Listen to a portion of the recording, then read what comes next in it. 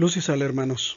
Vamos a comenzar nuestra lección, como siempre, poniéndonos en manos de Dios y pidiéndole que nos envíe su Espíritu Santo, para que podamos entender y hacer vida aquello que el día de hoy Dios nuestro Señor nos quiere compartir, enseñar, ¿verdad? Y alimentar por medio de esta lección, en el nombre del Padre, del Hijo y del Espíritu Santo. Amén.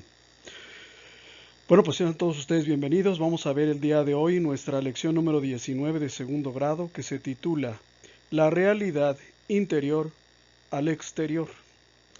Primero quiero detenerme explicando este título. No siempre lo que se ve es lo que parece, ni lo que parece pues es lo que es. En ese sentido, suele decirse que todos nosotros a veces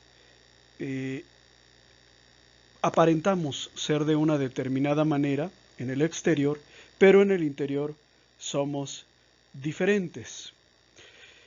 Este hecho de que a veces lo que se percibe no se corresponde directamente con lo que verdaderamente es algo en lo que nos encontramos en muchas cosas de la vida, como por ejemplo, pues al elegir pareja, ¿no? Una chica, una dama, puede pensar que tiene el mejor novio del mundo porque cuando se reúnen, cuando platican, él es muy atento, muy cariñoso, muy paciente y muy amable. Pero, ¿verdad? En el restaurante, pues su novio podría comportarse de una manera diferente, ser altanero, ofensivo, humillar a los meseros, ¿verdad? ¿Y eso qué significa? Significa que hay una realidad interior y una realidad exterior. Una realidad exterior que cuando somos novios no se percibe, pero cuando somos matrimonio sí se percibe. ¿Ok? Entonces, la lección se titula La realidad interior al exterior, es decir, el día de hoy vamos a tratar de ponernos en contacto con aquello que constituye una parte muy importante de la liturgia católica y que no se percibe a los ojos del cuerpo, sino a los ojos del alma. Ya habíamos estado hablando en la ocasión pasada, en la clase pasada, de la presencia real de nuestro Señor Jesucristo en la Eucaristía. El que se acerca a la Eucaristía sin fe, pues lo que va a ver es un pedacito de pan mojado en vino, pero no va a ver el cuerpo y la sangre de Cristo. Y es que lo que se ve a veces es poco, pero lo que realmente significa frecuentemente es mucho cuando se habla de cosas de la fe. Entonces, tú puedes ver un pedacito de pan que no es ni siquiera más grande que los panes que conocemos, sin embargo, ese pan lo es todo. Ese pan es el alimento del cristiano. Entonces, eso es lo que vamos a ver el día de hoy. La correspondencia entre lo que se ve y lo que no se ve. Vamos a empezar. Antecedentes. Habíamos dicho que la Santa Misa es la renovación del sacrificio en la cruz, no otro sacrificio, no un nuevo sacrificio, no un sacrificio que mejora, reemplaza o supera al anterior, sino que es el mismo sacrificio de Cristo en la cruz. También habíamos dicho que en la Santa Misa Cristo está presente como sacerdote, es decir, usando la corporeidad, ¿verdad? El elemento físico del sacerdote, y como víctima en las especies eucarísticas del pan y del vino. Nosotros, como católicos, creemos que Cristo está realmente presente en las especies del pan y del vino y que verdaderamente, después de la consagración, son cuerpo y sangre de Cristo. Sin embargo, hay muchas personas que no lo creen. Y no lo creen porque no lo pueden ver. Son personas que dicen, pues yo no lo veo así, yo lo que veo es que después de la consagración sabe a pan, huele a pan, tiene las mismas características físicas del pan, sabe a vino, huele a vino, tiene todas las características físicas del vino y para mí es vino. Sin embargo, vamos a ver que no todo aquello que se ve es verdad, ni todo aquello que es verdad se puede ver. No todo lo que es verdadero, no todo lo que es real puede verse. ¿Por qué? Porque nuestros sentidos tienen un límite de percepción. Escuchamos mucho menos que lo que pueden escuchar los perros, por ejemplo. Nuestros sentidos, el oído, el gusto, el tacto, la vista, el olfato, tienen un determinado alcance que en determinados momentos no nos permite ver ciertas cosas. Sabemos que existen los microbios, pero si alguno de nosotros tuviera la posibilidad de ver los microbios con sus ojos, pues sería una persona con una vista muy potente. En general, los seres humanos construimos aparatos que amplifican el rango de nuestra visión y nos permiten ver las cosas muy pequeñas o las cosas muy lejanas. Pequeñas como los microbios, lejanas como las estrellas. Las estrellas existen, sí. Podemos ver algunas, sí, pero la gran mayoría escapan a nuestro rango de visión. ¿Cómo las vemos? Bueno, pues a través del telescopio espacial Hubble, a través de los muchos observatorios astronómicos que están sembrados a lo largo del mundo. Es decir, nuestros sentidos son limitados. Pero también nuestros sentidos pueden ser engañados por determinados factores que están presentes en el ambiente. Por ejemplo, podemos escuchar mal y creer que es un coche, lo que en realidad, pues a lo mejor es otra cosa. A las 5 de la mañana escucho un silbato y pienso que es un coche, pero tal vez sea un tren. De la misma manera, la disposición de los objetos también nos puede engañar para percibir las cosas de una manera que no son. Decía un profesor hace muchos años, vemos lo que queremos ver. Por lo general, por ejemplo, cuando una persona no nos cae bien y hace algo bueno, eso bueno para nosotros es invisible. Pero si hace algo malo, para nosotros salta, brilla, refulge. ¿Sí? ¿Por qué? Porque hay elementos ajenos que de alguna manera engañan o estropean a nuestros sentidos. Hermanos, todos hemos tomado un refresco de naranja. ¿Sí? Pues ahí te va, no es naranja. Hay toda una industria de ingredientes de alimentos para falsificar, perdón por el término, pero es así, para falsificar el olor y el sabor. Y se te puede vender lo que quieras. Entonces, si tú estás haciendo un pan, pero quieres que sepa a fresa, se te da el sabor de fresa y va a oler a fresa si tú quieres. ¿Sí? Entonces, hay elementos ajenos que engañan nuestros sentidos. En la foto que aparece en pantalla, vemos de nuestro lado derecho un cuadrito en donde hay dos personas hablando muy cerca la una de la otra. De cerca se ven dos personas, pero de lejos lo que se ve es una copa. Todo depende de qué tan cerca o de qué tan lejos esté la persona, va a ver de una manera diferente. Lo mismo, el que va a la parroquia, por ejemplo, viendo a ver quién puede juzgar o a ver a quién puede señalar, pues va a ver que en la parroquia hay muchos pecados. Pero el que va buscando la santidad de Dios nuestro Señor, pues va a ver que en la parroquia hay santidad. ¿Sí? Entonces, no todo lo real puede verse, pero también no todo lo que se ve es real. Y este es el caso de que hay cosas que parecen, cosas que no son. En la parte izquierda de la pantalla vemos una fotografía del Papa Francisco sosteniendo una bandera de la comunidad lésbico, gay, transexual, bisexual y todas las perversiones sexuales que se te antojen. Es una fotografía que circuló en un importante medio de comunicación y dice, Papa Francisco rompe el tabú. Es decir, bendice, se acerca, aprueba de alguna manera, por medio de sus gestos, la homosexualidad. Y ahí está el Papa Francisco con una bandera del movimiento gay en la mano. Sin embargo, esto nunca pasó. Las personas que saben utilizar la computadora saben que existe un programa de edición, más bien existen muchos programas de edición de imágenes, y hay uno de ellos que se llama Photoshop. Se le tomó una fotografía al Papa Francisco sosteniendo la bandera de Argentina en un evento público. Ustedes saben que el Papa Francisco es argentino. La persona que iba a mentir con esta fotografía tomó la bandera, cambió los colores blanco y azul de la bandera argentina y los reemplazó por los colores del movimiento gay. Así tienes una foto hecha para engañar a los católicos que vean la fotografía.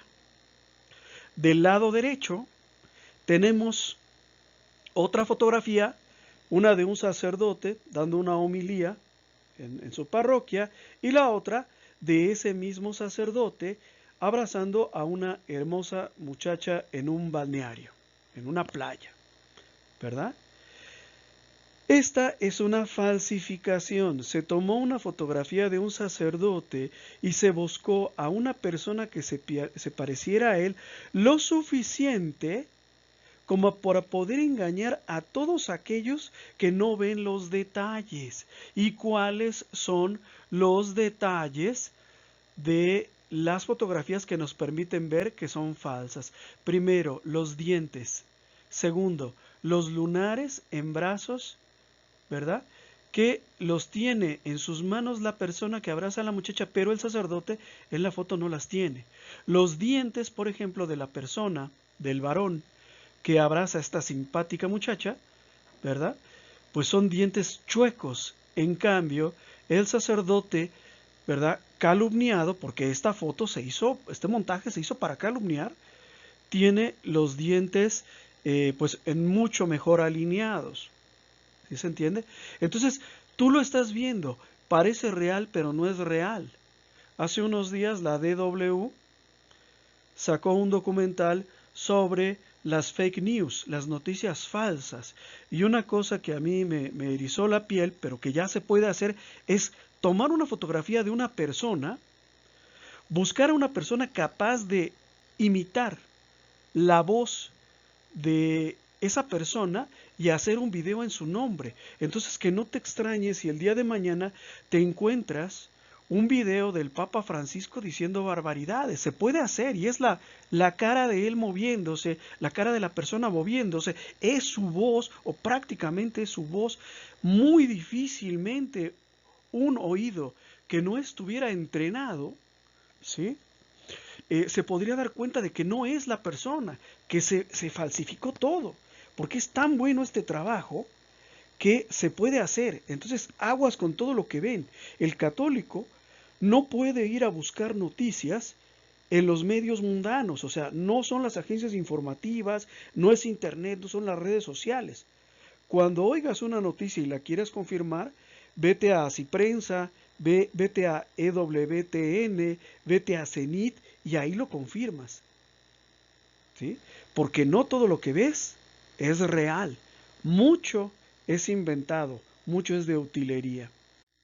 En conclusión, no podemos ver todo, no podemos percibir todo, no podemos escuchar todo, no podemos contemplar todo. Nuestros sentidos tampoco son de fiar. Frecuentemente nos engañan. Creemos que vimos a una persona, pero lo que vimos fue a alguien que se le parecía, ¿verdad? Nuestros sentidos no son de fiar. Hay una lección en primer grado que habla, por ejemplo, de un ciego puesto debajo de una lámpara. Él podría pensar que el sol lo está quemando, pero en realidad es una lámpara lo que él tiene encima. Pero él, siendo ciego, pues va a seguir pensando que es el sol. En la vida espiritual, fíjense bien, si en la vida física, si en la vida material, si en la vida terrenal, nuestros sentidos no son de fiar, en la vida espiritual, nuestros sentidos físicos, el oído, el tacto, el gusto, ¿verdad?, la vista, son totalmente inútiles porque no fueron formados para percibir realidades espirituales, sino que fueron formados solo para percibir lo material y lo físico. Las realidades espirituales escapan a nuestros ojos, escapan a nuestros oídos, escapan muchas de las veces por lo mismo a nuestro entendimiento. ¿Cómo las entendemos entonces? Esto ya lo habíamos visto en primer grado, a la luz de la fe, confiando en nuestro Señor Jesucristo, confiando en su palabra, confiando en la Biblia. Pero es a la luz de la fe que lo entendemos, no porque lo hayamos visto. Creemos en Dios, pero nunca lo vimos. ¿Y entonces por qué lo creemos? Porque tenemos fe en la predicación de los apóstoles y en la presencia real de Cristo, ¿sí? Ninguno de nosotros lo vio resucitar a Lázaro, pero creemos que lo hizo porque creemos que Cristo lo puede hacer. Pero no es porque mis ojos, porque mis oídos me hayan llevado a esa conclusión. En relación a qué tan cierto es aquello que podemos ver, si solo es cierto lo que podemos ver o si todo lo que no podemos ver es cierto, hay tres posiciones. Se podría decir que son tres puntos de vista en relación a la verdad. Una posición, la más extendida en nuestros días, es la llamada incredulidad, es decir, los que no creen, o racionalismo, los que creen solamente aquello que pueden entender. Los racionalistas solo creen lo que pueden entender y lo que pueden ver. Si no lo pueden ver o no lo pueden entender, entonces no existe. Sin embargo, que no podamos entender algo no significa que no exista. Por ejemplo, los átomos. Yo no estudié física. Si alguien me pidiera ahorita que diera una clase sobre los átomos, sería una clase malísima. Yo les recomendaría mejor buscar a un profesor de primaria o de secundaria. ¿Por qué? Porque yo no sé de eso, no lo puedo entender. El lenguaje que yo aprendí en mi profesión es otro, ¿sí? Pero que yo no lo pueda entender, que yo no sepa del tema, no quiere decir que no existan. Los átomos existen, si no, no existieran las bombas atómicas, si no, no existieran los motores, las centrales nucleoeléctricas, eso no existiría. Entonces existe, es evidente que existe, aunque yo no lo pueda entender. En contrapartida, hay otra posición que es la de los supersticiosos o crédulos, los que todo lo creen y a todo le quieren dar un significado sobrenatural. Los supersticiosos o crédulos atribuyen un origen sobrenatural a todo aquello que les asusta, no pueden controlar o no pueden entender. Cae un rayo, ¿verdad? Me asusto, no sé qué es y por lo tanto digo que es un dios. Pasan los meses, mi país está pasando por una sequía, no sé qué hacer y no comprendo por qué tardan tanto las lluvias y entonces en un afán de controlarlo pues digo la lluvia es un dios y voy a crear un dios de la lluvia y le voy a rendir culto para ver si así me favorece con unas gotitas de agua, ¿no? Entonces lo que no se puede comprender, lo que no se puede entender o controlar o que asusta, lo convierten en una divinidad o algo parecido a una divinidad. Estos son los que creen que algo pasa porque los astros lo deciden.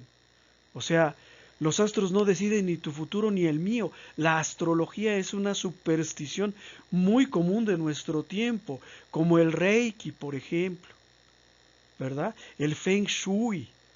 La lectura de cartas, el tarot, todo eso son supersticiones. Es una forma de tratar de controlar o de comprender aquello que no puedo controlar ni comprender. La superstición y la credulidad ha producido serias deformaciones en el pensamiento religioso del hombre. Ha dado origen incluso pues a situaciones bastante graciosas y otras bastante delicadas, como por ejemplo la fobia que algunos le tienen al número 13, ¿ah? Porque piensan que es de mala suerte.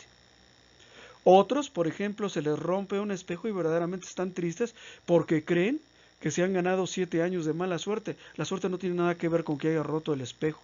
La suerte tiene que ver con tu trabajo, con qué tanto luchas para alcanzar la felicidad, no con el espejo que se rompió. Entre estos dos extremos, el racionalismo y la superstición, se encuentra la verdad. ¿Y cuál es la verdad? La verdad es que Dios existe y actúa en la vida y en la historia de los hombres. Dios nos regala sus gracias, sus dones, nos da la luz y la motivación para que podamos encontrarlo, conocerlo y avanzar en el camino de la santidad. Dios existe, Dios actúa en tu vida, Dios actúa en la historia del hombre. ¿Sí? ¿Cómo? ¿Por medio de un rayo? No. Por medio muchas veces de lo que hemos hablado en las lecciones anteriores, las segundas causas, fenómenos naturales, fenómenos sociales que Dios va guiando para que produzcan el resultado que Dios quiere. ¿Sí? Entonces, el católico se mueve, se podría decir que entre esos dos extremos. O sea, no nos negamos a lo trascendente, es decir, no negamos que exista aquello que no podemos comprender, comenzando por Dios y su divina voluntad.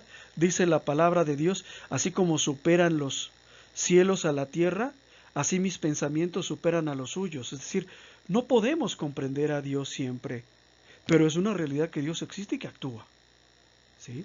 Aunque el racionalista diga que él no lo puede ver y que por lo tanto no lo cree, ¿sí? Entonces puse con amarillo la posición nuestra como católicos para que la podamos distinguir. Mientras que estamos en la vida, mientras que estamos en el mundo, mientras que estamos en la carne, caminamos en la fe, no en la visión. La palabra fe viene del latín fides, que significa creer o confiar. Nosotros, aunque empíricamente no hemos experimentado muchas cosas, por la palabra de Dios y por las enseñanzas de nuestro Señor Jesucristo, creemos, por ejemplo, que Dios es bueno. Creemos que hay vida eterna. Creemos que hay cielo y que hay infierno. ¿Por qué lo creemos si nunca hemos estado en el cielo ni en el infierno? Porque lo dijo nuestro Señor Jesucristo. Caminamos en esta vida como peregrinos que van hacia su patria celestial y caminamos apoyándonos en el bastón de la fe, no en nuestros ojos. Segunda de Corintios capítulo 5 dice San Pablo: así pues, siempre llenos de buen ánimo, sabiendo que mientras habitamos en el cuerpo vivimos lejos del Señor, pues caminamos en la fe y no en la visión. Mientras habitamos en el cuerpo vivimos lejos del Señor, pues caminamos en la fe y no en la visión. El conocimiento por la fe, el que tenemos en nuestra lección, el que extraemos de la palabra de Dios, de la Biblia, el que es parte del acervo del magisterio de la Iglesia, el conocimiento por la fe es conocimiento en ausencia, es decir, sin haber experimentado. En tanto que la visión beatífica de Dios, cuando todos nosotros ya estemos frente a Dios en el cielo, la visión beatífica de Dios nos permitirá el conocimiento por la presencia divina. Entonces sí, ya vamos a experimentar aquello de lo que ahora estamos hablando, y estamos hablando porque nuestro Señor Jesucristo nos lo dijo. Entonces fíjense bien cómo dice San Pablo: estén llenos de buen ánimo. O sea, ustedes estén tranquilos, estén alegres, no estén asustados, no estén preocupados. Ahorita ustedes no lo pueden entender, ustedes no lo pueden ver, pero algún día lo van a comprender, algún día lo van a ver, algún día lo van a experimentar. Ahora bien, para conocer a Dios en presencia, hay una cosa que es indispensable, y hemos estado hablando de ella a lo largo de las últimas clases: la santidad. Sin la santidad, dice San Pablo, nadie verá al Señor. San Pablo, en la carta a los Hebreos capítulo 12, recomienda a los cristianos: procuren la paz con todos, que no haya pleitos entre ustedes, y la santidad, es decir, la pureza de corazón, de intención, de pensamiento, ¿verdad? Sin la santidad, nadie, dice San Pablo, verá al Señor. Es decir, esto de lo que te estoy hablando, nunca lo vas a experimentar si no vives en santidad. Por lo tanto, de aquí San Pablo desprende una serie de recomendaciones para nosotros. Dice: pongan cuidado en que nadie se vea privado de la gracia de Dios, que nadie esté lejos del amor y de la amistad de Dios. ¿Y en qué momento tú y yo nos hemos alejado del amor y de la amistad de Dios? Cuando pecamos, ¿sí? Por eso dice San Pablo: reconcíliense con Dios. Pecaste, confiesa tu pecado, arrepiéntete, ahora que tienes tiempo. Este es el tiempo de la misericordia. Después de esta vida ya no es tiempo de la misericordia, ya es tiempo de la justicia. Por eso dice San Pablo Que nadie se vea privado de la gracia de Dios, es decir, que nadie esté lejos del amor de Dios, que nadie esté enemistado con Dios, que nadie se quede sin comulgar, que nadie se quede sin recibir a Cristo en la Sagrada Eucaristía. Luego agrega San Pablo, que ninguna raíz amarga retoñe entre ustedes. ¿Cuál es esa raíz amarga? El pecado, las obras de la carne, la soberbia, la mentira, el egoísmo, el interés propio. Dice, cuídense que ninguna de esas raíces se instalen entre ustedes, ni los turbe, es decir, ni los incomode, ni los asuste, ni los tenga con pendiente. ¿Y por qué? Pues porque por una de estas pequeñas raíces puede llegar a contaminarse la comunidad. Por eso dice San Pablo, cuiden los detalles. Cuando nos hablamos entre nosotros, ¿cómo nos hablamos? ¿Con respeto? ¿Con cariño? Cuando nos llaman la atención, ¿qué sentimos? ¿Rencor? ¿Detestación? ¿Me enojo pero no digo nada porque no me conviene decirlo ahora? ¿Qué espero del hermano? ¿Utilizarlo? ¿Sacar una ganancia de él? Cuidado, dice San Pablo, que ninguna raíz amarga retoñe entre ustedes. Cuiden los detalles. En alguna ocasión estábamos preparando una convivencia de escuela de pastoral y llegamos al tema de la comida. Y una hermana hizo un comentario, raíz amarga. Dice, no, yo no estoy de acuerdo, porque yo, en la última convivencia, traje mis bisteces encebollados, saqué mi comidita, la puse sobre la mesa común, todos comieron de mis bisteces, y cuando yo quise comer mis bisteces encebollados, que tan ricos me habían quedado, resulta que ya solamente quedaban los huevos a la mexicana. ¡Qué injusticia! ¿Cambiar bisteces encebollados por huevos a la mexicana? Por eso yo no voy a participar, decía. Raíz amarga, hermanos. Raíz amarga era la que estaba introduciendo esta hermanita. Las convivencias se hacen para que compartamos el pan. Si tú eres rico, si tú tienes la posibilidad económica de hacer un platillo con carne para ofrecérselo a tus hermanos, es para ellos, no para ti. Deja que tus hermanos más pobres degusten la carne ese día. Tú cómete el huevito a la mexicana, ¿sí? Y cómetelo con la alegría de haber ayudado al pobre. Entiendan esto. No dejen, dice San Pablo, que ninguna raíz amarga se instale entre ustedes, crezca entre ustedes.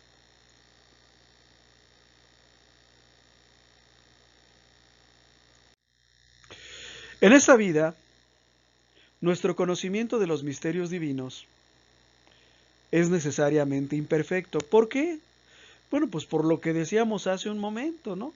Porque pues no podemos ver, no podemos experimentar, no podemos sentir. Esto mismo nos lo dice San Pablo capítulo 13, versículo 12.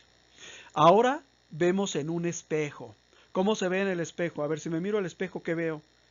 Pues mi cara, ¿verdad? Que no es muy bonita, pero la veo. ¿Y si es perfectamente mi cara o no es perfectamente mi cara? Pues no, porque el reflejo de mi cara en el espejo es una imagen imperfecta. Ya llegó una mosquita, se posó en el espejo, hizo popó en él, dejó un puntito, y entonces lo que estoy viendo pues es mi cara más el puntito que dejó la mosquita. Ya se dañó el espejo, ya está medio estreñado, ya está medio sucio, ya no fue bien limpiado, ya pasó el tiempo, no lo sé, pero lo que se ve no es exactamente el reflejo. Por eso dice San Pablo, ahorita vemos en un reflejo, vemos, pero no con claridad. Para nosotros, dice, es un enigma, vemos en un espejo, en enigma, es decir, en algo que no podemos comprender. Oye, el hermano Goyo, en paz descanse, hermano de mi parroquia, falleció, era un hombre muy bueno. ¿Por qué se muere él y no se mueren tantos ladrones como hay en mi comunidad? ¿Verdad? Pues es un enigma. No lo podemos entender. ¿Sí? Pero, dice San Pablo, entonces, es decir, en la vida eterna, si tú y yo somos considerados dignos de ella, veremos cara a cara, vamos a ver a Dios cara a cara. Imagínate que te manda a llamar el presidente de la República. Te pones nervioso, ¿no? No sabes qué ropa ponerte, no sabes qué decir. Espero no ser imprudente y echarle en cara los últimos aumentos de impuestos. No sabes qué decir. Pues en ese momento vamos a ver a Dios cara a cara, dice San Pablo. Ahora, es decir, en esta vida, en este momento, conocemos de un modo parcial. Conocemos parte del misterio de Dios, conocemos parte de la voluntad de Dios, conocemos parte de la esencia de Dios, pero conocemos de un modo parcial. ¿Sí? Pero entonces, dice San Pablo, en la vida eterna, en el cielo, voy a conocer a Dios y a mis hermanos como soy conocido. Es decir, como ustedes me están viendo a mí, como ustedes me conocen a mí. Entonces, mientras que estamos en nuestra vida, nuestro conocimiento de Dios es imperfecto. Y esto tiene otro valor, hermanos, porque, por ejemplo, hay personas a las que les gusta mucho estar peleándose por motivos religiosos. Pues, ¿qué sentido tiene? O sea, ninguno de nosotros ha visto a Dios. Hay personas que se llenan la boca diciendo, Dios odia a los católicos, todos los católicos se van a ir al infierno. Es decir, presuponiendo que yo conozco algo que tú no conoces. Y la verdad es que no conocemos más que la verdad que nos revela la palabra de Dios, interpretada por el magisterio de la Iglesia, por supuesto, debidamente por personas preparadas, y lo que nos inspira el Espíritu Santo. Pero fuera de eso no conocemos más, hermanos. ¿Ok? Entonces hay que tener en mente todo esto. Primera, para no meternos en pleitos por cuestiones de palabras, de interpretaciones, para no enojarnos. Y segunda, para entender que ahorita, ¿verdad? Pues no vemos con claridad, pero algún día vamos a ver y a conocer a Dios claramente, en persona. Ahora bien, Dios frecuentemente ayuda a nuestra fe. De vez en cuando, por la misericordia divina, ocurren algunos hechos extraordinarios y aparentemente inexplicables que podemos percibir y que Dios nos da en ayuda de nuestra fe. Esto es lo que llamamos milagros. Hace muchos años, por allá la primera vez que yo fui coordinador de primer grado, me gustaba mucho ponerles trampas a los hermanos que se acababan de inscribir a escuela de pastoral. Entonces, yo les preguntaba, ¿usted cree en Dios? Respuesta, pues era obvia también, ¿no? La pregunta era tonta y la respuesta era obvia. La mayoría respondían sí. Como yo ya sabía que iban a responder que sí, después les preguntaba, ¿y por qué? Y la mayoría entraban en jaque, o sea, no sabían responder por qué. Me acuerdo mucho de una hermanita que se llamaba Catalina Amezcua, Dios la bendiga donde quiera que esté y si ya falleció, que la tenga en su santa gloria, porque ya era una persona de edad avanzada. Fue la única persona que me pudo responder esa pregunta. Y me dijo, fíjese hermano, que a mí los médicos me dieron una semana de vida. Hace muchos años yo estuve enferma gravemente, estuve en el hospital. Los médicos me desahuciaron y le pidieron a mi familia que me llevara de vuelta a casa para morir, rodeada del afecto y de los cuidados de mi familia. Entonces yo regresé a mi casa del hospital para morir ahí, dice, y eso fue hace 18 años. ¿Sí? Hechos extraordinarios que Dios nos da para darle algún sustrato a nuestra fe, sobre todo esos que somos medios incrédulos y medios racionalistas, que solo creen lo que pueden ver, ¿no? Un milagro es un efecto producido por Dios en forma directa sobre la naturaleza. En este caso que yo les cuento, pues el cuerpo, ¿verdad?, de la hermana, que reaccionó a los medicamentos favorablemente, y una persona que estaba al borde de la muerte, que ya había sido desahuciada por los médicos, se recupera. Un milagro es un efecto producido por Dios en forma directa sobre la naturaleza. ¿Cómo es que Dios puede hacer milagros? Bueno, pues Dios es el creador del universo. Estamos todos de acuerdo en eso, ¿verdad, hermanos? Qué bueno, qué bueno. Si Dios es el creador del universo, también es el artífice y mantenedor de las leyes de la naturaleza. Estamos de acuerdo, ¿verdad? Bueno. Si Dios es el que mantiene las leyes de la naturaleza, Él es el único que puede alterar el funcionamiento de estas leyes en bien del hombre. Eso es a lo que llamamos un milagro. Por ejemplo, en la Biblia, ¿verdad? Tenemos claramente que quien decidió que nosotros los seres humanos íbamos a ser mortales. Dios.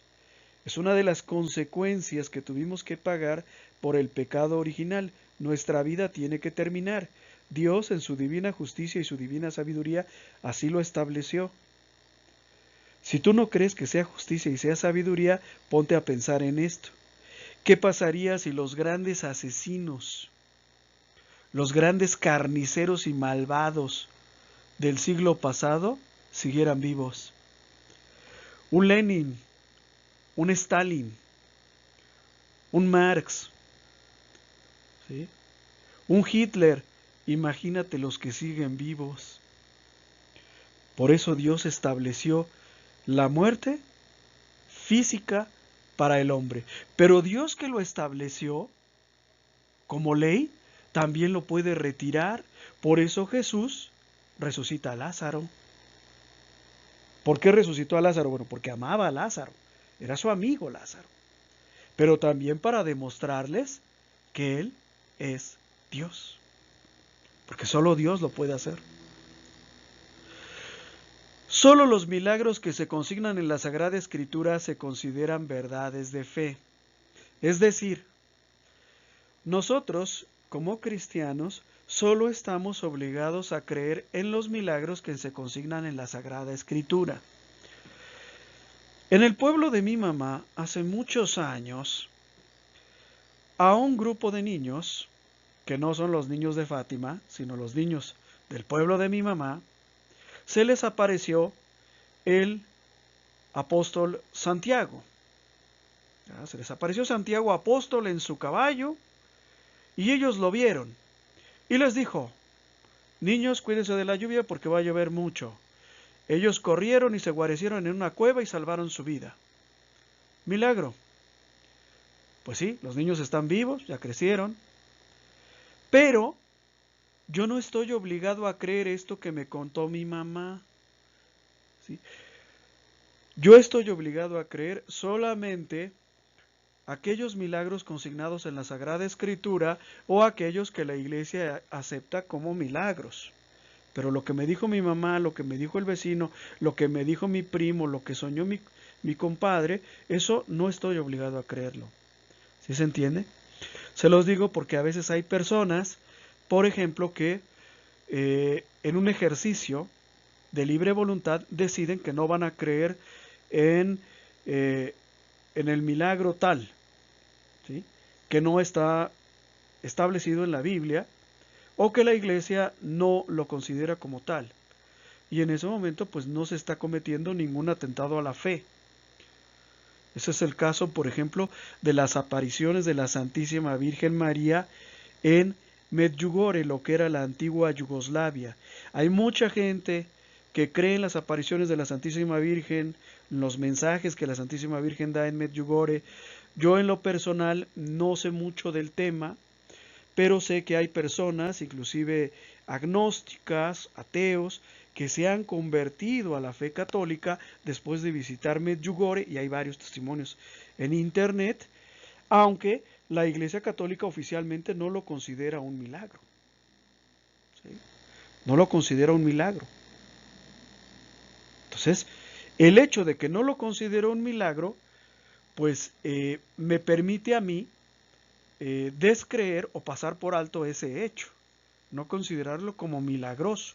Y no por eso estoy atentando contra la fe. Solo los milagros que la Iglesia propone como tales o que están establecidos en la Sagrada Escritura son verdades de fe. El resto no. Lo que me dijo mi primo no. Lo que me contó la persona que fue a Medjugorje no. Cristo prometió a sus discípulos la continuidad de los milagros en la iglesia. Juan, capítulo 14, versículo 12, nos dice: en verdad les digo, dice Jesús a sus discípulos, el que crea en mí, el que tenga fe, hará él también las obras que yo hago. ¿Qué obras? Resucitar a los muertos, devolverle la vista a los ciegos, darle la salud a los enfermos, hacer que caminen los lisiados, los cojos, los inválidos. También él va a hacer las obras que yo hago. Y dice, y además, agrega Jesús, de ribete, dice, hará obras mayores aún. ¿Por qué? Porque yo voy a donde mi Padre. Voy a estar cerca de mi Padre, intercediendo por ustedes.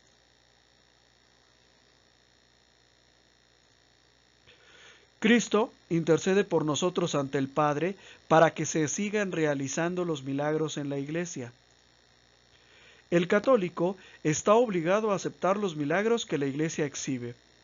Me he encontrado por ahí personas que dicen, yo no creo en milagros, perdóname, pero para ser católico, ¿sí?, estamos obligados a creer que Dios puede hacer milagros.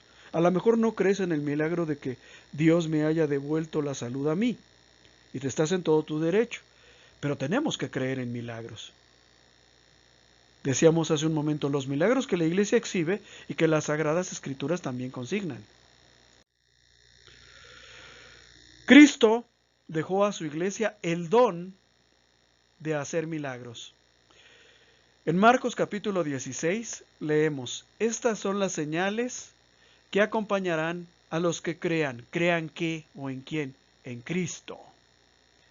En mi nombre, dice Jesús, es decir, cuando lo pidan por intermedio mío a Dios, en mi nombre expulsarán demonios, hablarán en lenguas nuevas, agarrarán serpientes en sus manos, y aunque beban veneno, no les hará daño. Impondrán las manos sobre los enfermos y se pondrán bien. Es decir, Cristo le dice a sus discípulos que ustedes, ¿verdad?, como discípulos, van a poder seguir obrando milagros. Y no los llama aquí milagros, sino señales. ¿Señales de qué o para qué?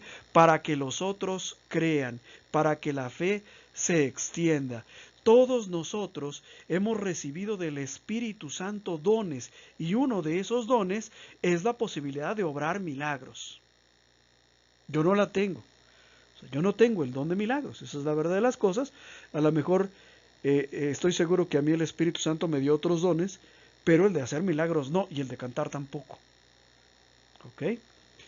San Pablo en la carta a los Corintios capítulo 12 nos dice, a cada cual se le otorga la manifestación del Espíritu Santo, para provecho común. ¿Sí? Porque a uno se le da por el Espíritu de palabra de sabiduría, a otro palabra de ciencia, según el mismo Espíritu Santo, a otro fe en el mismo Espíritu, a otro carismas de curaciones en el único Espíritu, a otro poder de milagros, y aquí está este carisma, poder de milagros, a otro profecía, a otro discernimiento de espíritu, a otro diversidad de lenguas. Fíjense bien, diversidad de lenguas. A otro don de interpretarlas. Pero todas estas cosas, dice San Pablo, las hace un mismo y único Espíritu Santo que actúa en ustedes. El Espíritu Santo las distribuye a cada uno en particular según su voluntad. En otras palabras, si el Espíritu Santo quiere darte a ti el don de la fe, y al otro le quiere dar el don de la palabra, y al otro le quiere dar el don de profecía, se lo da. ¿Sí se entiende?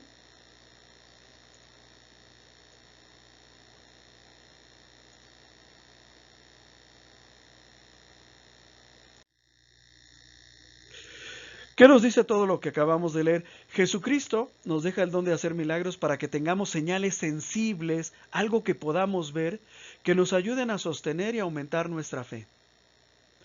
Los carismas son dones o poderes otorgados por Dios a cada uno de nosotros, pero para bien de nuestros hermanos, ¿sí?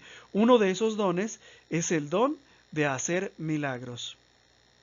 San Pablo atribuye al Espíritu Santo la autoría y el reparto de los dones y deja bien claro que todo don que hayamos recibido es para beneficio de la comunidad, no del que tiene el don. ¿Sí? Entonces, muy importante, los dones que tú has recibido no son para ti, son para tus hermanos, para que los compartas. El otorgamiento de carismas, ¿ya? Es decir, el poder de obrar milagros, el espíritu de profecía, el discernimiento de espíritus, el don de hablar diversidad de lenguas, el don de interpretar las lenguas, el otorgamiento de carismas no otorga necesariamente la santidad, o no implica, perdón, necesariamente la santidad de la persona que lo recibe, ni es recompensa al mérito, sino que se otorga ordinariamente para que el individuo sea útil a la comunidad. En otras palabras, estos dones que tú tienes o que yo tengo, no es porque yo me los merezca o porque tú te los merezcas, fue porque el Espíritu Santo decidió que ese don te lo iba a dar a ti. No significa que yo sea tan bueno, pero tan bueno, tan santo, tan piadoso, que tenga la posibilidad de predicar la palabra de Dios, sino que el Espíritu Santo me dio ese don, el don de entender y el don de explicar, pero no significa que yo sea un santo. Y el hecho de que yo no sea un santo no me hace desmerecer. Hay personas, por ejemplo, que creen que los pecadores no tienen el don de profecía y es mentira. Un pecador, si el Espíritu Santo le da el don de profecía, te puede enseñar a ti mucho de la palabra de Dios y comprenderlo. Aunque esté en la cárcel, aunque sea una prostituta, aunque sea un drogadicto, te puede enseñar. Y me ha pasado. Que personas que tú dices, mira, olvídate, no puede enseñar nada, o sea, no sabe nada, ni entiende nada. Claro que sí. ¿Sí? El don de profecía es concedido incluso a los pecadores. ¿Por qué? Porque quien lo decide, como decíamos al principio, es el Espíritu Santo. ¿Sí? Entonces no es que yo lo merezca, que me lo haya ganado, el Espíritu Santo lo decidió. En el pasaje bíblico que acabamos de leer, San Pablo enumera 9 carismas. No los vimos uno por uno, va a haber otra lección donde vamos a ver los carismas puntualmente. Estos carismas Santo Tomás los dividió en 3 grupos. Grupo 1, los que miran al conocimiento de las cosas divinas. Grupo 2, los que otorgan facultad para exponer la verdad divina. Y grupo 3, el poder de obrar milagros, que aparece separado de los otros. A lo largo de su historia, la extensión y el crecimiento de nuestra Santa Iglesia Católica, porque es santa, ¿sí?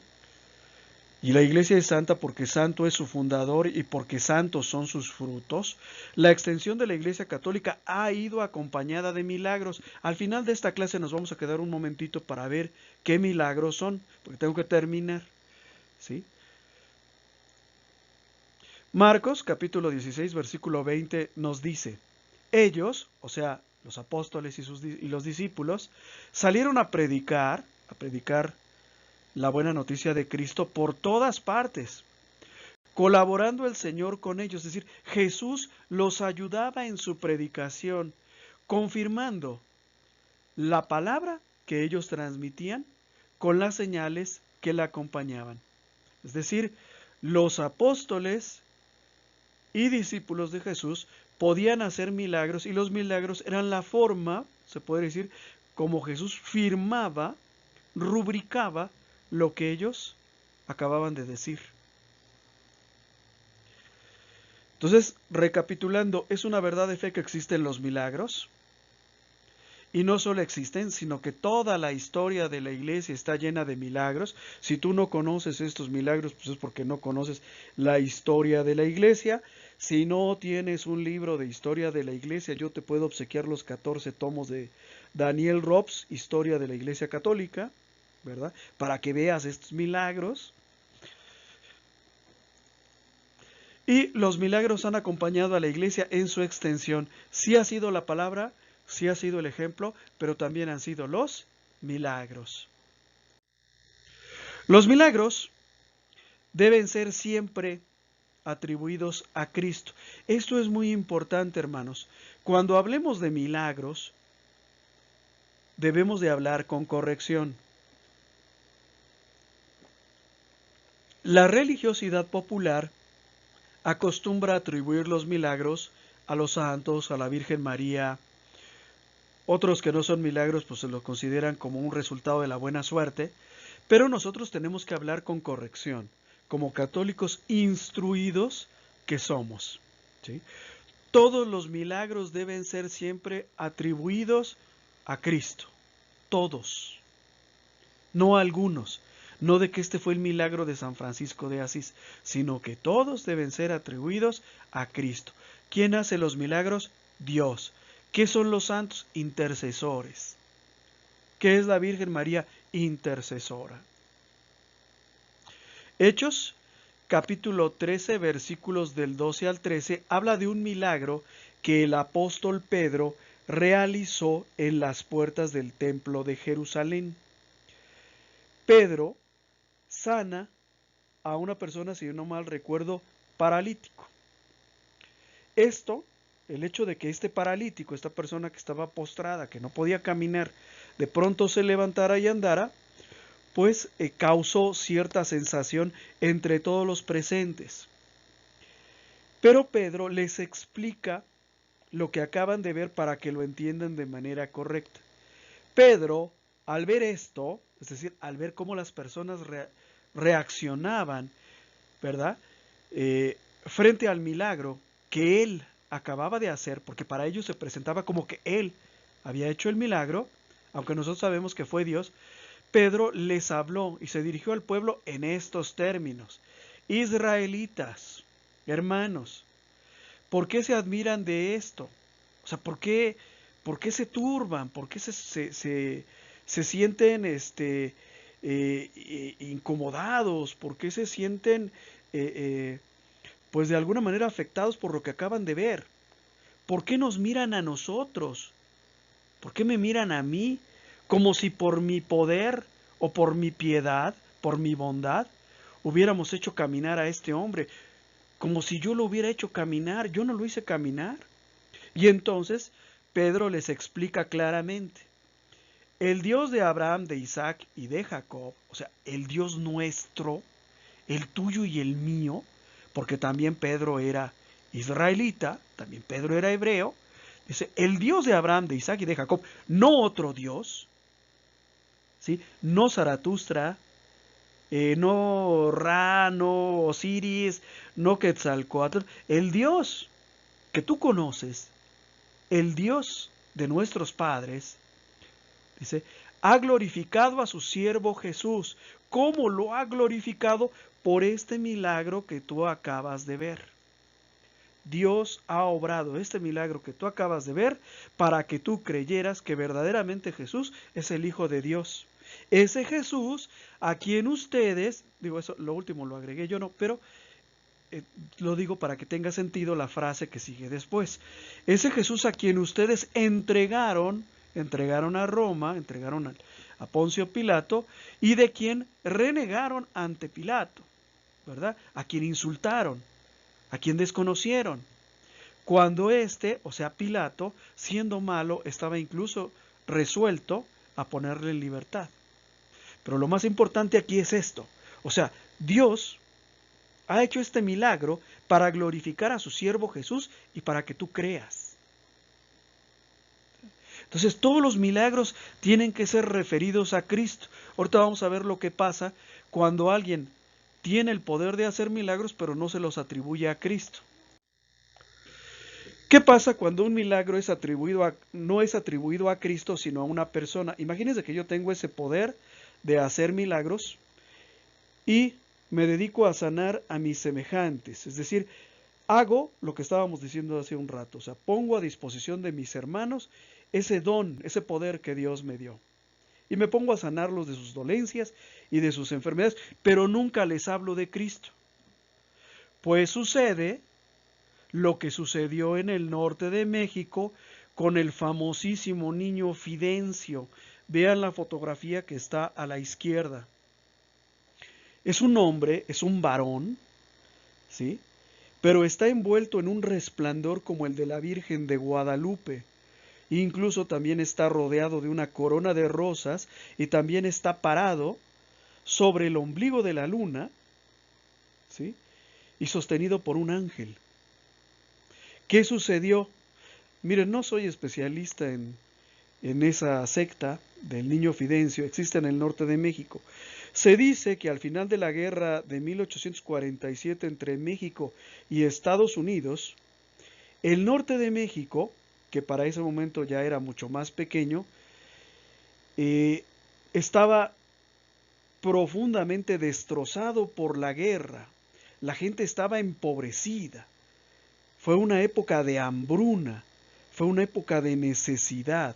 Y había mucha gente enferma, pero no había ni médicos, ni la posibilidad de pagar un médico. En ese momento surge una persona dotada del poder de curaciones, que es Fidencio, una persona de nombre Fidencio, y se dedica a curar. Y curó a mucha gente. Se hizo famoso, tan famoso que el día que él murió, ¿verdad? Como él nunca les habló de Cristo y nunca les enseñó a agradecer a Dios y a Cristo por los milagros que acababan de recibir, la gente cuando él murió lo consideró a él un Dios, una divinidad. Lo hicieron Dios. Eso es lo que pasa cuando sucede un milagro y no se le atribuye a Cristo. Que la gente que no está educada en su fe acaba pensando que quien obró el milagro es la persona. Fue lo mismo que le sucedió a Moisés cuando liberó a los egipcios de la esclavitud en Egipto, ¿verdad? Andan por el desierto durante un cierto tiempo. Moisés sube a la montaña a hablar con Dios, se tarda mucho tiempo, la gente está desesperada, no sabe qué hacer y pues Dios los sacó de Egipto, pero ellos a quien vieron fue a Moisés. Por eso las palabras que utiliza, si mal no recuerdo, es Aarón, ¿verdad? Para referirse a Moisés, dice, ya no está el hombre que te sacó de Egipto. Es decir, para ellos, para el pueblo cuya fe no está educada, para este pueblo que diríamos ahora en términos modernos se mueve en el ámbito de la religiosidad popular, a ellos les parecía que quien los había sacado de Egipto era Moisés. Y lo mismo pasó con Fidencio. O sea, a mí el que me sanó fue Fidencio, discúlpame, no fue ningún Jesús, no fue ningún Yahvé, fue Fidencio. Y por lo tanto existe una secta muy importante en el norte de México que le rinde culto al que llaman el Santo Niño Fidencio. Búsquenlo en internet. Y como sucedió ya en una época en la que existían la fotografía, recordemos que es la segunda mitad del siglo XIX, ya existía la fotografía, pues también hay una serie de fotografías de esta persona curando, que es lo que vemos en la derecha. Entonces, cuando hay un milagro, tiene que ser referido a Cristo y agradecer a Dios. El mismo Cristo, cuando hacía milagros, cuando, por ejemplo, sanó a un leproso, le dice, mira, ve al templo a darle gracias a Dios. No dijo, bueno, ya me diste gracias a mí, pues ve al templo y dale gracias a Dios. ¿Por qué? Porque es la forma correcta de entender el milagro. Todos los milagros, no me canso de repetirlo, Perdón, luego me mandan avisos por ahí, por Facebook, por las redes sociales de que parezco periquito, pero se los vuelvo a repetir. Todos los milagros deben de ser atribuidos a Cristo, no a las personas, no a los santos. No todos los milagros son acontecimientos increíbles o fuera de serie. Regularmente cuando hablamos de un milagro esperamos ver algo extraordinario, es decir, pues que un muerto resucite, esperamos que una persona ciega recupere la vista, que sane de un cáncer o una cosa así que te impresiona, que te mueve el tapete, ¿no? Y desafortunadamente, o sea, más bien, no desafortunadamente, sino que tenemos que tomar en cuenta que no todos los milagros son acontecimientos increíbles o fuera de serie. Hay muchos milagros que suceden todos los días y ni siquiera los vemos. Para poder decir que ocurrió un milagro no es necesario que exista un hecho contrario a las leyes naturales, que un muerto resucite, por ejemplo. Puede ser que el milagro consista en que, en forma anormal o extraordinaria, las fuerzas naturales actúen para que un enfermo recupere la salud, por ejemplo. Este fue el caso de la cantante Gela. Ella tuvo cáncer de garganta, entonces imagínense, una cantante con cáncer de garganta, pues es una tragedia triple, ¿verdad? Digo, porque es tragedia para ella, por supuesto, por estar enferma de cáncer, pero además porque se ganaba la vida cantando, ¿no? Y por supuesto, tragedia para su familia. Pero ella cuenta en su testimonio que estando en adoración al Santísimo, ella comenzó a sentir muchísimo, muchísimo calor. ¿Sí? No oyó campanitas, ¿verdad? No escuchó canto de ángeles, o sea, no nada. Simplemente comencé a sentir mucho calor y me quedé no sé por cuánto tiempo en adoración al Santísimo. Después fui a mi examen y el cáncer había desaparecido, ¿no? Mucha gente podría decir, mira, eso nunca pasó, o sea, tú nunca tuviste cáncer, ¿no? Pero, pues vamos a ver que para que exista un milagro esto tiene que ser probado. De hecho, todos los días presenciamos milagros sin darnos cuenta. Por ejemplo, el nacimiento de nuestros hijos. Ese es un milagro, ¿no? Sí, no es un milagro estridente, no se oyen truenos en el cielo, luces en el firmamento, no, pero es un milagro.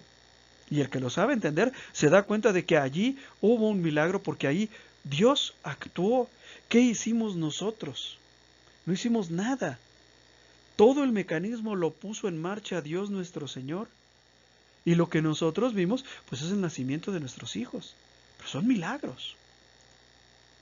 Para que exista un milagro debe existir su evidencia por medio de los sentidos. Se tiene que ver, palpar, escuchar. En el caso del milagro de la cantante Gela, ojalá y lo puedan buscar en internet, pues ella les puede mostrar los reportes médicos donde dice usted tiene cáncer de garganta, o sea, los estudios ya se le hicieron.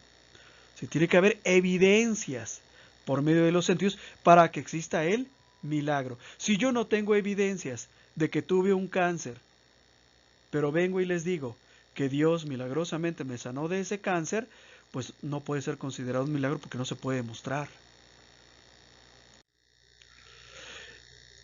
Existen los llamados milagros eucarísticos.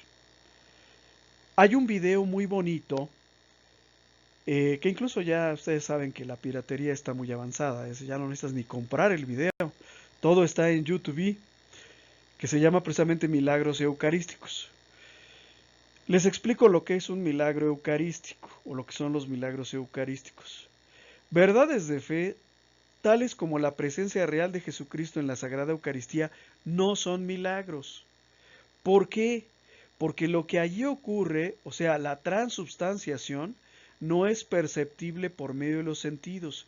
Por eso, a la transubstanciación, a la conversión del cuerpo, perdón, del pan y del vino en cuerpo y sangre de Cristo, no se le puede considerar un milagro. ¿Por qué? Porque empíricamente, experimentalmente, eso no puede ser corroborado. No es perceptible por medio de los sentidos.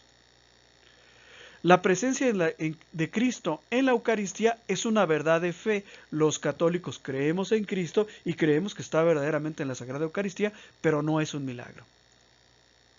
A pesar de ello, tenemos que decir que existen los llamados milagros eucarísticos. Más adelante, cuando acabe la clase, vamos a hablar de alguno de ellos. Ahorita no hablo mucho de esto. Pero sí existen los milagros eucarísticos, es decir, momentos en los que Cristo deja ver su presencia real en la Eucaristía por medio de acontecimientos como por ejemplo una hostia que sangra. ¿sí? Una hostia, que se convierte en sangre. Esos son los milagros eucarísticos que Cristo hace para reavivar nuestra fe en la Eucaristía, cosa que nos hace mucha falta porque, pues como decíamos la ocasión pasada, casi nadie comulga. Y no comulga porque también es una realidad. Muchos católicos no creen que Jesucristo esté verdaderamente presente en la Eucaristía. Creen que está en la Biblia, creen que está en la iglesia como edificio, pero no en la Eucaristía. Entonces tenemos que comenzar a recuperar esta parte tan importante y sustancial de nuestra fe como es la fe en Jesús sacramentado. Vamos a hablar ahora un poco acerca de estos carismas, ¿verdad? Que Dios nos regala y que ya habíamos comenzado a ver hace un momento. Vamos a retomar un poquito el tema, porque estos carismas tienen consecuencias verdaderamente importantes en la vida de la iglesia como comunidad. Primero, voy a comenzar definiendo lo que son los carismas. Los carismas son dones, regalos, que Dios otorga a los miembros de la iglesia, de quienes se sirve, o sea, de estas personas de quienes se sirve, para ir construyendo esa misma iglesia, por la que va realizando su plan de la salvación a través de los siglos hasta que Él venga. Los carismas son regalos, son dones del Espíritu Santo, que Él nos da, el Espíritu Santo, para ayudar a construir a la iglesia, para servir a la misma iglesia. Ahora vamos a hablar de los carismas en el cuerpo místico de Cristo, que es la iglesia. Y para ello vamos a leer una cita de Efesios capítulo 4, versículos del 11 al 16. Dice San Pablo en la carta a los Efesios, el mismo Espíritu Santo dio, es decir, los carismas que tenemos son otorgados, el mismo Espíritu dio a unos ser apóstoles, es un carisma, a otros profetas, otro carisma, a otros ser evangelizadores, otro carisma, a otros ser pastores y maestros para el recto ordenamiento de los santos en orden a las funciones del ministerio para edificación del cuerpo de Cristo. Los carismas nos los dio el Espíritu Santo para servir a nuestros hermanos. Si tú tienes el don, por ejemplo, de cantar y de alabar a Dios, no te lo dio para que te hicieras rico grabando discos, sino para que sirvieras a tus hermanos, ¿sí? Para que sirvieras al cuerpo de Cristo, que es la iglesia. ¿Hasta cuándo vamos a tener que utilizar estos carismas para edificar la iglesia? Dice, hasta que lleguemos todos a la unidad de la fe, hasta que todos seamos de un mismo pensar y de un mismo sentir, y del conocimiento pleno del Hijo de Dios, hasta que todos lo conozcamos a la perfección, al estado de hombre perfecto, a la madurez de la plenitud de Cristo, para que no seamos ya niños llevados a la deriva y zarandeados por cualquier viento de doctrina, a merced de la malicia humana y de la astucia que conduce engañosamente al error. Antes bien, siendo sinceros en el amor, crezcamos en todo hasta aquel que es la cabeza, Cristo, de quien todo el cuerpo recibe la trabazón y cohesión, por medio de toda clase de junturas, que llevan la nutrición según la actividad propia de cada una de las partes, realizando así el crecimiento del cuerpo para su edificación en el amor. Entonces, recapitulando, ¿para qué son los carismas? Para que todos juntos trabajemos en equipo para edificar el cuerpo de Cristo, que es la iglesia.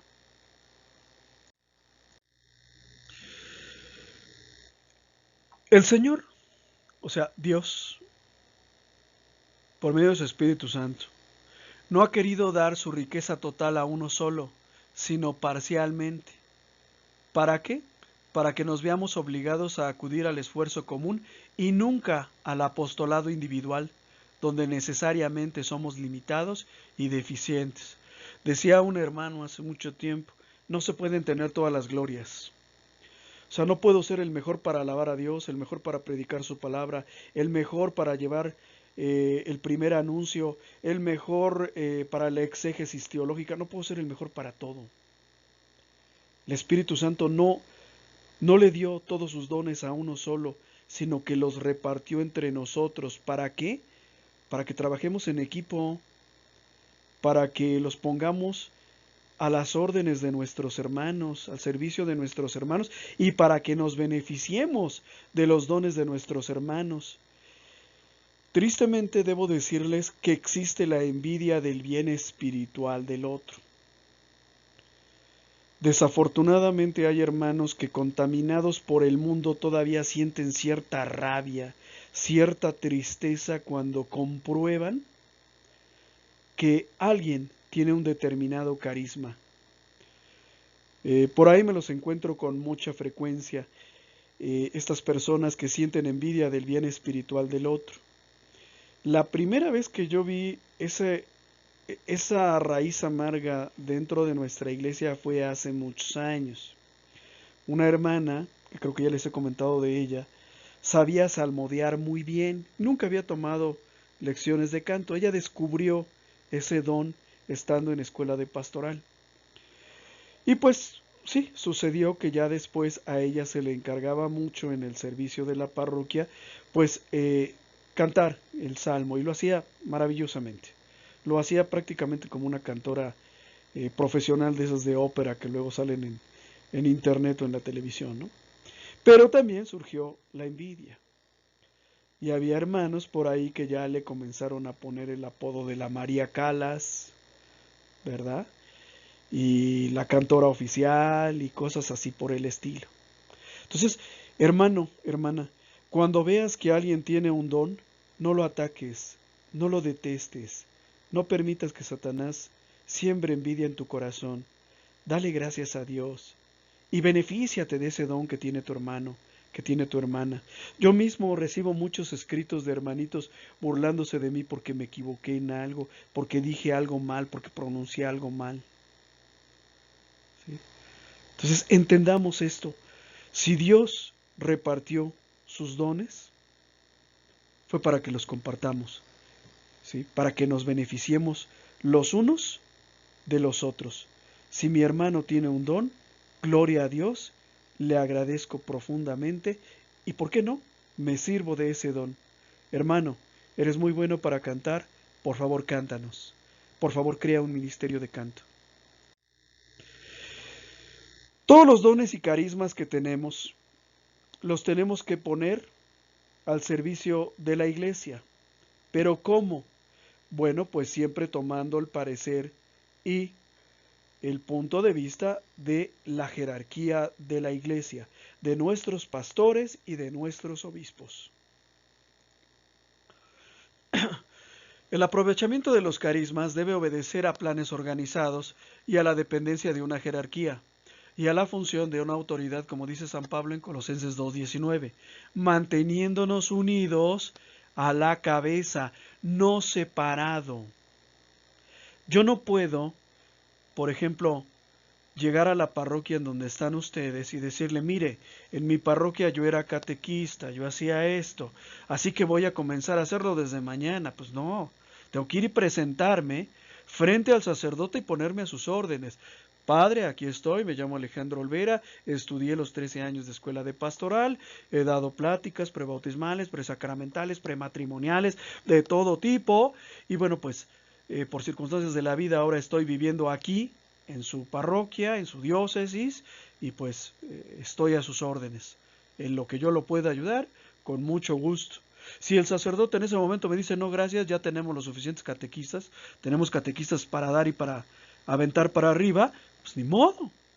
Pero lo que no puedo hacer es agarrar y decir, pues mire, yo, si usted no me deja dar catequesis en la iglesia, me voy a ir al parque que está enfrente y voy a formar un grupo de catequesis para que luego yo les dé la primera comunión. ¿Ah? Eso no se puede hacer. Digo, entre los protestantes sería lo más normal del mundo, ¿verdad? Si no te gusta una iglesia, una congregación, te vas y fundas otra. Si te dicen algo que no te gusta, te vas y fundas otra, ¿no? Pero entre nosotros como católicos eso no sería correcto. ¿Sí se entiende? Entonces siempre tenemos que estar comandados por la jerarquía. Para nosotros, los católicos, la cabeza de la iglesia es Cristo. Es verdad. Pero Cristo realiza su jefatura a través de la jerarquía de la iglesia. Las órdenes de Cristo para mí no me llegan por medio de sueños, no me llegan por medio de inspiraciones, me llegan por medio de la jerarquía. Entonces, si mi párroco viene ahorita y nos dice que necesita catequistas, ¿verdad?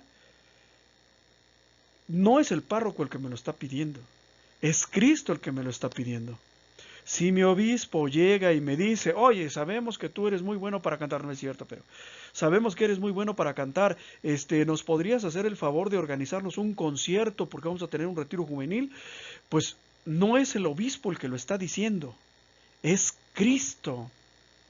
Y si yo desobedezco, no estoy desobedeciéndole al sacerdote, ni al obispo, estoy desobedeciéndole a Cristo. Entonces hay que entender esto. No somos protestantes. En el siglo XII-XIII, cuando se gestaron la mayor parte de las herejías que hoy son lugares comunes, todas las herejías tenían un denominador común, que es creer que el Espíritu Santo le habla al hombre directamente y sin tomar en cuenta la jerarquía. Pues no. Por eso Pedro Baldo fundó los valdenses y se puso a estimular a los laicos que no tenían ningún conocimiento teológico a que leyeran e interpretaban la Biblia por ellos mismos. ¿Cuál fue el resultado? 80,000 iglesias y contando. ¿Sí? Entonces, la cabeza es Cristo, es verdad, tienen razón los sacerdotes. La iglesia es el cuerpo de Cristo, en donde Cristo es la cabeza y nosotros somos sus miembros, estamos de acuerdo. Pero Cristo se comunica conmigo a través de la jerarquía, a través del sacerdote y del obispo. Colaborando con el párroco y el obispo, estamos unidos a Cristo, nuestra cabeza, dentro de una delegación de la autoridad divina. Cuando yo colaboro con el obispo y con el párroco, estoy colaborando con Cristo. Cuando me niego a colaborar con el párroco y con el obispo, me estoy negando a colaborar con Cristo. En la iglesia hay un principio de autoridad que consiste en que cada cristiano acepta la autoridad del obispo, porque ve en él, bueno, del obispo o del sacerdote. Cada cristiano acepta la autoridad del obispo o del sacerdote porque ve en él a Cristo, a la luz de la fe. Aunque para el mundo el sacerdote o el obispo sean un hombre como cualquier otro. El mundo ve un hombre, pero nosotros vemos al mismo Cristo. Y lo que nos pide, nos lo pide Cristo. ¿Sí? Quiero hacerles dos sugerencias, además de la que ya les había dicho, de ver el video de los milagros eucarísticos. Ustedes digiten en YouTube milagros eucarísticos y lo van a encontrar. Y también, pues, continuar nuestro curso. La próxima semana vamos a pasar a un nuevo ciclo de Escuela de Pastoral segundo grado. Vamos a aproximarnos a esas realidades espirituales maravillosas que son los sacramentos. Los sacramentos son los verdaderos tesoros de la Iglesia Católica. Ya ven que los protestantes siempre andan diciendo que el Papa es el hombre más rico del mundo y que la Iglesia tiene tesoros incalculables. Pues, ¿qué se creen? Que sí los tiene. Pero no son ni en oro ni en plata. Son tesoros que tú no puedes ver a la luz de tus ojos, sino a la luz de la fe. Solo se pueden captar a través de la fe. A partir de la próxima clase vamos a hablar de los medios de salvación que Jesús nos dejó en los sacramentos. Y vamos a descubrir esa riqueza grandísima y maravillosa que está frente a nosotros y no valoramos. ¿Verdad? Andamos yendo a las sectas protestantes a que nos hablen bonito, a que nos canten bonito, cuando aquí tenemos un tesoro que no aprovechamos. Estos tesoros, se los decía, son los sacramentos, tesoro valioso como ningún otro, y que la iglesia posee, la iglesia católica, y nadie más lo posee. Hermano, no tiene caso que te vayas a una secta a buscar la Eucaristía. No la vas a encontrar. Te vas a encontrar remedios de Eucaristía, la Santa Cena, no sé qué otra cosa más, pero no te vas a encontrar la Eucaristía. Perdón de los pecados o reconciliación, no te lo vas a encontrar. ¿Sí? Confirmación, no te lo vas a encontrar. Ellos no tienen sucesión apostólica. ¿De qué te van a confirmar si no tienen sucesión apostólica? La sucesión apostólica arranca desde el apóstol San Pedro. No soy católico, no hay sucesión apostólica. Bueno, vamos a terminar con nuestra resolución. No es el fin de la clase, ¿verdad? Pero vamos a decir nuestra resolución. ¿Cómo lo hacemos siempre? Nos ponemos todos de pie, por favor, y decimos fuerte y claro: concédeme, Señor, conocer tus misterios y con humildad aceptarlos, poner mis carismas al servicio de la comunidad, ser dócil al principio de autoridad y esperar tus beneficios. Muchas gracias, hermanos. Hasta aquí la lección. Gracias por estar aquí presentes. Ojalá y les sea de utilidad este video. Y bueno, si hubiera dudas, pues estamos a sus órdenes con mucho gusto. Los que se quieran ir, se pueden ir. Los que se quieran quedar, se pueden quedar. Vamos a hablar ahora un poquito de historia de la iglesia y de historia sagrada para ver algunos milagros notables en la Biblia y en la historia de la iglesia. Primero, tenemos a Elías. El profeta Elías le tocó ejercer su ministerio en una época en la que el culto a Yahvé estaba severamente deteriorado por la contaminación que sufrió el pueblo de Israel, cuyo pueblo y cuya fe se mezcló con los paganos. Llega un punto en el que Elías es el único sacerdote del Dios Altísimo, es el único profeta.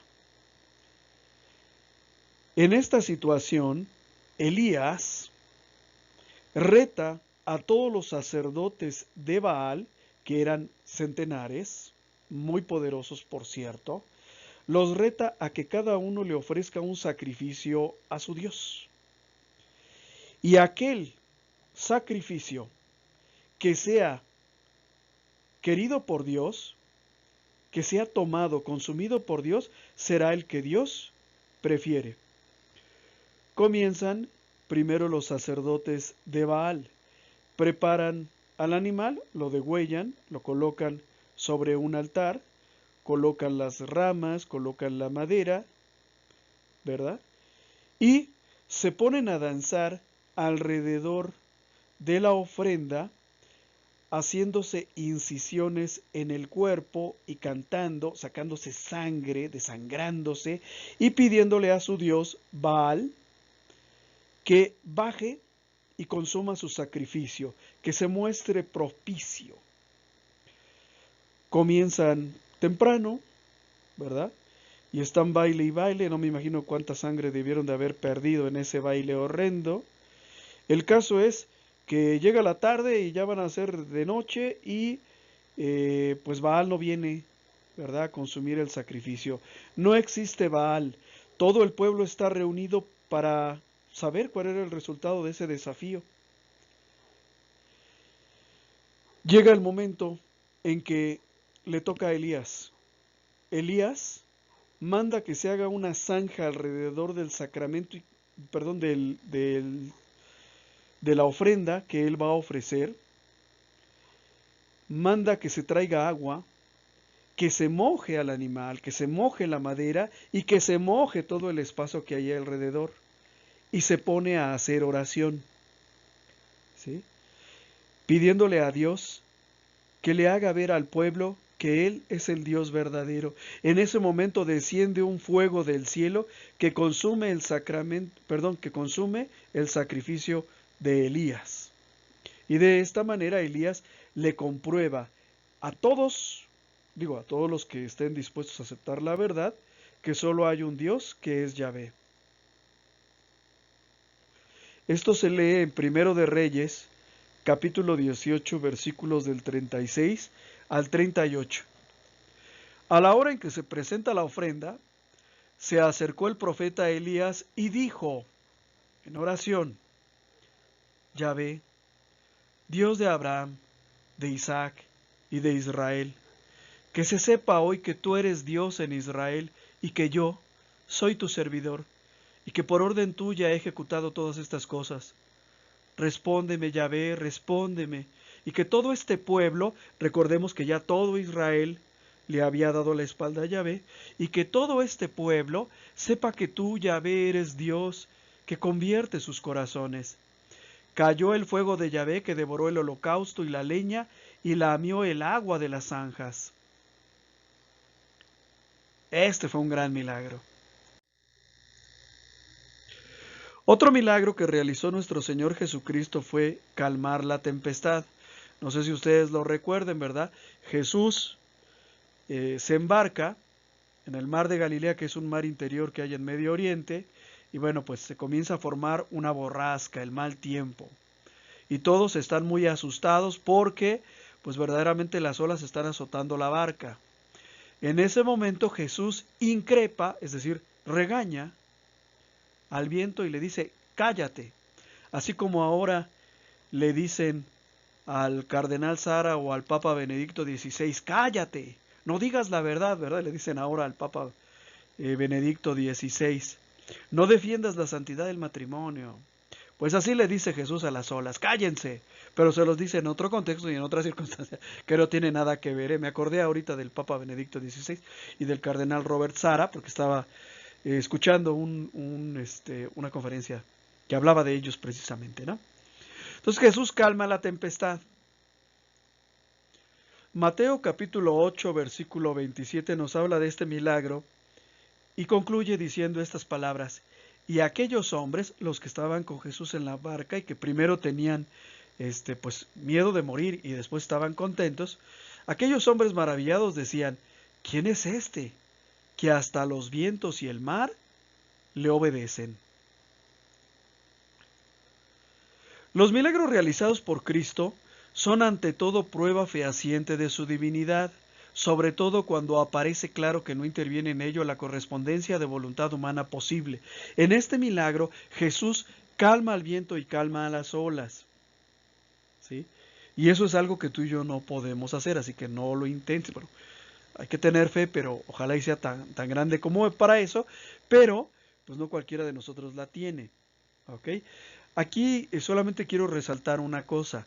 Jesús hacía milagros no para ganar dinero, no por un afán de cobrar fama y volverse pues admirado por las multitudes, sino que Jesús hacía milagros compadecido por el sufrimiento de las personas, pero sobre todo para dar una prueba fehaciente de su propia divinidad, para que tú creyeras, tú y yo creyéramos que verdaderamente Jesús es el Hijo de Dios. Por eso hacía milagros. ¿Sí? Sí, porque le preocupaban los pobres, sí, porque le dolía el sufrimiento de los demás hombres, sus hermanos, sí, pero lo hacía por eso, y menos por dinero, que ahorita se acostumbra mucho eso de milagros por dinero, o sea, olvídate, no era por eso que Jesús lo hacía. Otro milagro también ocurrió ya en fechas más recientes, es un milagro que le sucedió a San Antonio de Padua. San Antonio de Padua es un santo franciscano. Resulta que San Antonio de Padua estaba discutiendo con un hereje que no creía en la presencia real de Jesús en la Sagrada Eucaristía, ¿sí? Y estaba discutiendo con él. Pero en el momento en el que están discutiendo, la mula del hereje, o sea, no otra mula, no la mula de San Antonio de Padua, que llevaba varios días sin comer, interrumpe su comida y viendo al Santísimo se pone de rodillas. Y este hecho impactó mucho a los herejes que estaban presenciando este pequeño debate entre San Antonio de Padua y un hereje. ¿Sí? Y es un milagro, porque no fue San Antonio, menos el hereje, el que le dijo a la mula que se arrodillara. ¿Sí? Hay otro milagro que también nos habla la lección. Este ocurrió en la Edad Media, en las épocas en las que los papas tenían un papel también muy importante a desempeñar como jefes políticos en Roma. En ese momento hay una peste, la gente está muriendo en las calles y en ese momento interviene un papa que es San Gregorio I el Grande. Este papa adquirió gran relieve no solo por su santidad de vida. Dicho sea de paso, desde su juventud este papa renunció a las riquezas y honores, pues era de familia noble.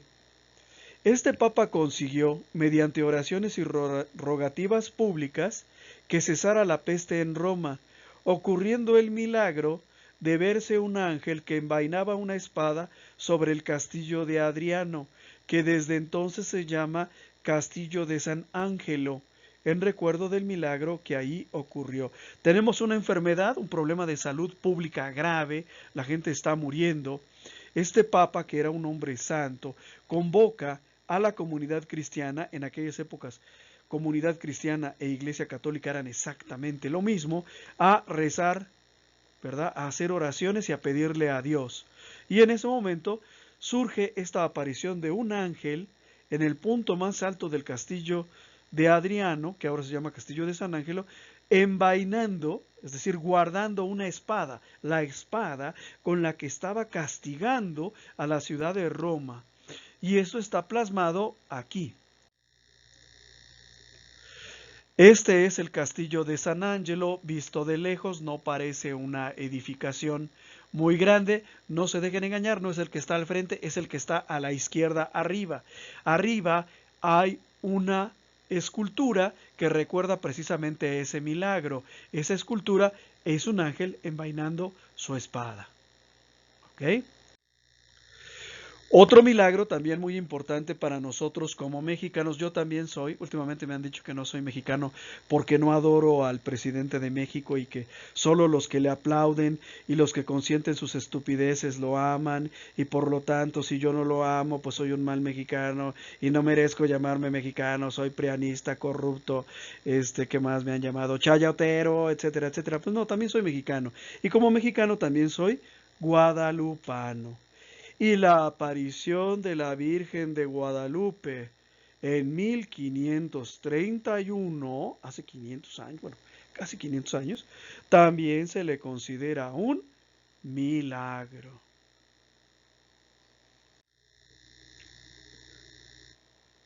Otro milagro también muy interesante que sucedió en la Edad Media fue la famosa batalla de Lepanto.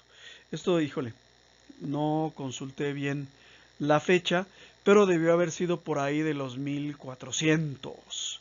De hecho, sabemos que Miguel de Cervantes Saavedra, el autor de uno de los libros más renombrados de la literatura española, El Quijote de la Mancha, participó en esta batalla. ¿Cuál fue la importante de la batalla de Lepanto y por qué tienen que ver batallas con nuestra historia? Porque en ese momento los musulmanes han creado una flota, una armada, para cruzar el Mediterráneo y destruir de una vez y para siempre Roma, acabar con el cristianismo de una vez por todas. Un momento sin duda peligroso en la historia de la Iglesia. En la batalla de Lepanto, las naciones cristianas, España, Malta, Venecia, que por aquel entonces era una nación independiente, y los territorios pontificios, que a veces en la historia de la Iglesia se le llama el papado, vencieron con fuerzas muy inferiores a la poderosa armada musulmana que había decidido acabar para siempre con el cristianismo. Estos son los números de la batalla. Se enfrentaron 131 naves, 131 barcos, con 91.500 soldados cristianos que obtuvieron un milagroso triunfo sobre 277 navíos. Es decir, pues que casi los duplicaban, no, más bien los duplicaban, ¿sí? Y 120,000 turcos, es decir, soldados musulmanes. Mientras que la batalla se daba, todo el mundo católico rezaba el Santo Rosario a María Santísima, motivado por el Papa San Pío V. El milagro no consistió solamente que unos pocos cristianos derrotaran a una armada que les superaba de manera evidente. El milagro no consistió solamente en que nuestra fe siga existiendo hasta el día de hoy, cuando en ese momento lo más probable es que todo el mundo pensara que ya estábamos derrotados y que ya no iba a haber más cristianos en el mundo, ¿sí? Sino que el Papa que convocó al rezo del Rosario, San Pío V, milagrosamente, por anticipado, recibió la revelación de que la batalla había terminado y de que los cristianos habíamos vencido. Iba a haber cristianos en los siglos venideros. En aquellas épocas no había fotografías, ¿verdad? Pero sí hubo muchos pintores y artistas que se dedicaron a inmortalizar las escenas tan terribles de la batalla. Vemos a naves repletas de soldados. Los musulmanes se distinguen por tener un turbante, un sombrerito. Las naves cristianas se distinguen por tener cruces, adornos que denotan que son cristianas, y las naves musulmanas pues por precisamente la forma de vestir de sus soldados. Vemos muchos hombres caídos en el agua, y bueno, fue una batalla terrible, pero si la hubiéramos perdido, hermanos, tú y yo estaríamos aprendiendo el Corán ahorita, ¿sí?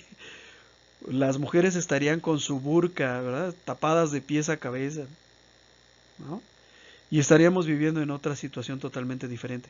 No habría cristianismo, probablemente seguiríamos practicando religiones tribales porque España hubiera desaparecido, o no sé, o no hubiera tenido pues el prestigio que tuvo, que alcanzó después. Bueno, hermanos, pues eso es todo. Muchas gracias por quedarse. Esta lección sí fue muy amplia, pero espero que les haya sido de utilidad. Dudas, preguntas, por favor dejen comentarios, aunque sean mentadas de madre, porque recibo ya muchas últimamente desde que me declaré en contra del aborto, a favor de la vida, desde que me declaré en favor de la familia tradicional y comencé a denunciar a todos los que promueven todos estos males de la ideología de género. Pues me he ganado muchas ofensas, pero aunque sea eso, pues háganme ver que están por ahí, que me escucharon, ¿no? Digo, los que me mandan decir ya cállate chachalaca, o ya cállate chayotero, como no te dan dinero, no dejas de ofender a López Obrador, pues por lo menos sé que me están escuchando, ¿no? Ese insulto me dice que me están escuchando. Dios los bendiga y nos vemos la próxima semana. Muchas gracias por tu atención, esperamos que este video haya sido de tu agrado. Nuestro trabajo se mantiene gracias a las aportaciones de amigos y benefactores. Si nace de tu corazón hacer alguna aportación y tienes posibilidad de hacerlo, aquí te dejo mis datos bancarios. Si no puedes hacer alguna aportación, con una oración es más que suficiente. Que Dios te bendiga y muchas gracias.